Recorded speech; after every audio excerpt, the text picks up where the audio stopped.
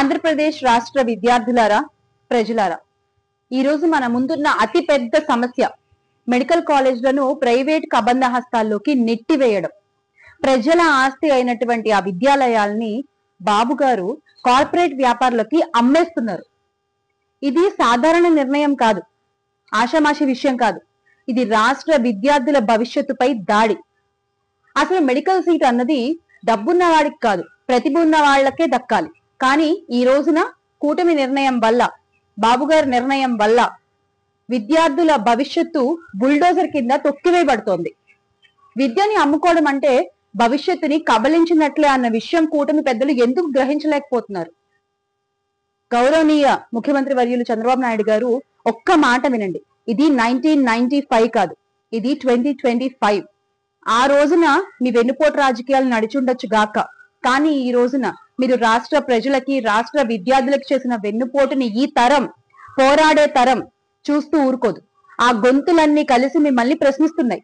వారికి మీరు ఇచ్చే సమాధానం ఏంటి బాబు గారు? ఈ రోజున రాష్ట్రంలోని విద్యార్థులు వాళ్ళ తల్లిదండ్రుల చెమటని, వాళ్ళ తల్లిదండ్రుల కష్టాన్ని వృధా చేయాలనుకోవట్లేదు.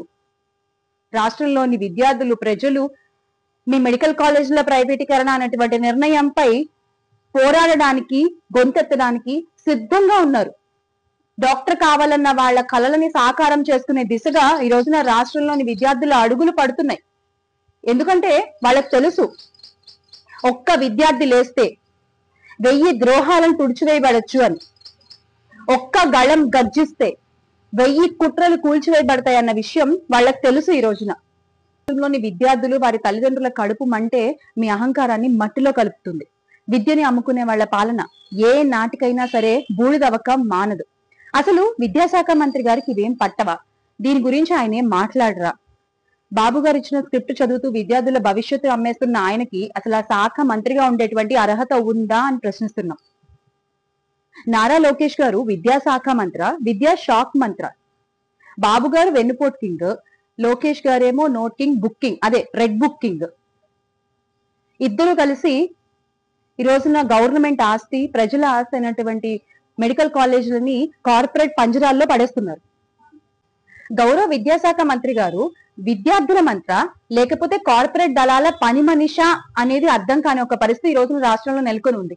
గత ప్రభుత్వంలో వైఎస్ఆర్ కాంగ్రెస్ పార్టీ అధికారంలో ఉన్నప్పుడు ఎంతో గొప్పగా ఒక వెలుగు వెలిగినటువంటి విద్యాశాఖను ఈ రోజున మీరు ఏ స్థితికి తీసుకొచ్చేశారో రాష్ట్రంలోని ప్రజలు, విద్యార్థులు గమనిస్తూనే ఉన్నారు.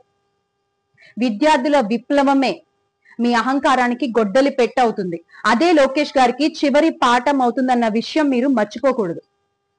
జగన్మోహన్ రెడ్డి గారు పేద ప్రజల ఆరోగ్యాన్ని దృష్టిలో ఉంచుకుని, పేద విద్యార్థుల చదువుని, వారి భవిష్యత్తుని దృష్టిలో ఉంచుకుని రాష్ట్రానికి తీసుకొచ్చినటువంటి ఈ 17 మెడికల్ కాలేజ్ ని కాపాడుకోవాల్సినటువంటి బాధ్యత ఈ రోజున రాష్ట్రంలో ఉన్న ప్రతి ఒక్కళ్ళ మీద, ప్రతి ఒక్క విద్యార్థి పైన ఉంది.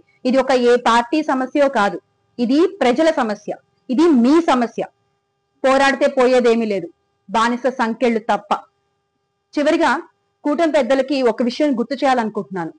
మా అధినేత వైఎస్ఆర్ కాంగ్రెస్ పార్టీ అధ్యక్షులు, మాజీ ముఖ్యమంత్రి వర్యులు అయినటువంటి శ్రీ వైఎస్ జగన్మోహన్ రెడ్డి గారు ఆల్రెడీ చెప్పారు, మేము అధికారంలోకి వచ్చిన తర్వాత మీరు ఏవైతే ఈ రోజున ప్రైవేటీకరణకి పూనుకుంటున్నారో అవన్నీ వెనక్కి తీసుకొచ్చేసుకుంటాము అన్న విషయం ఆల్రెడీ మీకు చెప్పారు.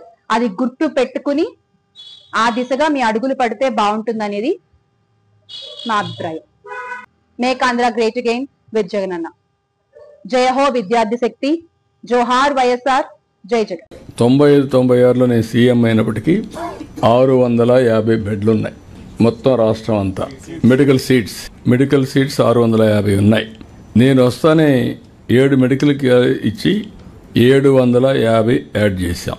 తర్వాత వచ్చిన వాళ్ళందరూ కలిసి 9 వరకు ఇంకొక 450 యాడ్ చేశారు. ఆ తర్వాత నేను వస్తానే మళ్ళీ 1187 యాడ్ చేశాను. మళ్ళీ 19-20కి 2114 సీట్స్ యాడ్ అయినాయా, వరుస క్యుములేటివ్. అక్కడి నుంచి 300 మాత్రం 19-20 మన పీరియడ్ వచ్చినప్పుడు ఇంకొక 14-19లో 450 సీట్లు యాడ్ అయినాయి.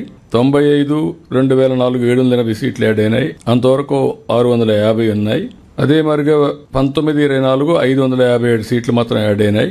మళ్ళీ 24 నుంచి 50 సీట్లు యాడ్ చేశాం. అంటే నేను సీఎంగా ఉన్నప్పుడు 1282 సీట్లు యాడ్ చేశాం. తర్వాత వచ్చినట్టన్ని 557 సీట్లు. నాకు అప్పుడు పెద్ద రాష్ట్రం అంతా పెద్ద గొడవ. మెడికల్ కాలేజీలు గవర్నమెంట్ పెట్టాలని. మెడికల్ కాలేజీలు గవర్నమెంట్ పెట్టాలంటే మన దగ్గర రిసోర్సెస్ తక్కువ ఉన్నాయి. ఆ రోజు నేను జిల్లాకు ఒక మెడికల్ కాలేజ్ ఇస్తాను కమిట్ అయ్యాను. కాలేజీలు పెట్టకుండా వదిలేయడమా, కాలేజీలు పెట్టడమా? మొత్తం ఆంధ్రప్రదేశ్ అంతా కూడా ఫస్ట్ టైం డిస్ట్రిక్ట్ ఒక మెడికల్ కాలేజ్ పెట్టాం. దాంతో గేమ్ చేంజర్. నేను ఇచ్చిన హామీ కూడా ఆ రోజుట్లో మీరు గుర్తుపెట్టుకోవాలి.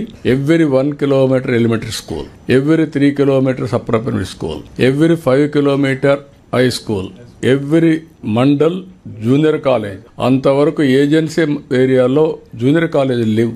All junior colleges combined Andhra Pradesh వచ్చింది. అప్పట్లోనే అన్నిటి దగ్గర వచ్చింది. Every revenue division engineering college, every district medical college. అక్కడి నుంచి స్టార్ట్ అయ్యాం. ఇప్పుడు వీళ్ళు చెప్పేది ఏం మాట్లాడుతున్నారంటే 10 మెడికల్ కాలేజీలు ఇచ్చామని. 10 మెడికల్ కాలేజీలు ఇస్తే 4,955 కోట్లు ఖర్చు అవుతుంది. వీళ్ళు ఖర్చు పెట్టింది 31/3/2024కి 456 కోట్లు. ఇంకా కావాల్సింది 4,500 కోట్లు కావాలి. 5%, 5-6% ఖర్చు పెట్టారు. అన్ని హాస్పిటల్ ఖర్చు పెట్టి హాస్పిటల్ రాజశేఖర బొమ్మలు పెట్టారు సార్. ఖర్చు పెట్టి ఇవన్నీ కూడా అది అయిన తర్వాత మీరు చూస్తే నేను వచ్చిన తర్వాత 512 కోట్లు ఖర్చు పెట్టాం. ఇప్పుడు కూడా 3,987 కోట్లు, 4,000 కోట్లు కావాలి. రెండోది ఎవ్రీ ఇయర్ 1,500 కోట్లు కావాలి. 10 కాలేజీలకి 150 కోట్లు చొప్పున 1,500 కోట్లు కావాలి. 1,500 కోట్లు ఎవ్రీ ఇయర్ ప్లస్ ఇప్పుడు 5,000 కోట్లు అంటే 2,000 కోట్ల రూపాయలు, ఒక 4,000 కోట్లు ఖర్చు పెట్టాలి.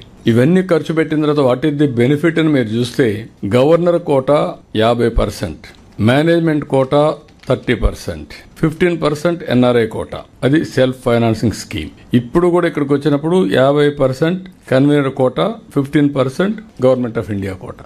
50% తగ్గలేదు. That is free. వాళ్ళు పెట్టినప్పుడు అదే ఉంది. Seats are same. Government additional expenditure పెట్టాలి. రెండోది పీపీపీ మోడల్. ఇప్పుడు every project PPP model over a period of time that project will belong to government. 20 years 30 years తర్వాత మళ్ళా వస్తుంది. రెండోది క్వాలిటీ ఆఫ్ ఎడ్యుకేషన్ బెటర్ గా ఉంటుంది. పేషెంట్స్ కూడా ఆల్ గవర్నమెంట్ హాస్పిటల్స్ లో ఏ ట్రీట్మెంట్ ఉందో అదే ట్రీట్మెంట్ ఇచ్చాం. ఇది ఇస్తే దీన్ని కావాలని రాజకీయం చేసే పరిస్థితి వస్తున్నారు. ఏదేమైనా రాజకీయాలు ఉంటాయి. రాజకీయాలు మేము ఫేస్ చేస్తాం. దాన్ని ఎగ్జిక్యూట్ చేసేది మీరు చేయాల్సిందిగా నేను కోరుతున్నా.